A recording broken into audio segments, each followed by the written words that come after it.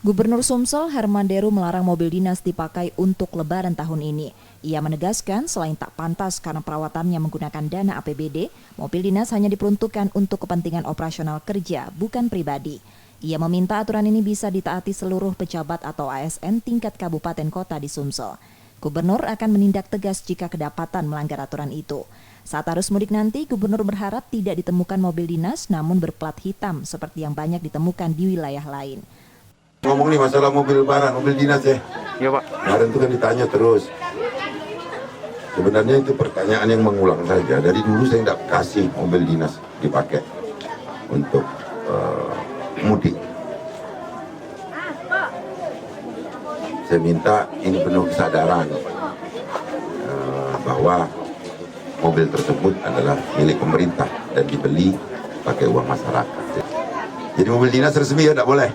Sesumsel. Jadi tidak ada kebijakan bupati wali kota yang di luar prem ini. Tidak boleh mobil dinas digunakan untuk kepentingan mudik.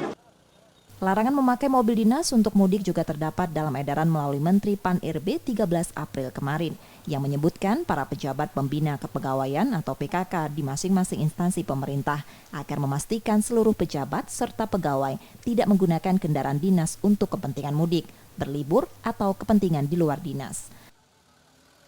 Reski Oktora, Muklas Diferensial, Kompas TV, Palembang, Sumatera Selatan.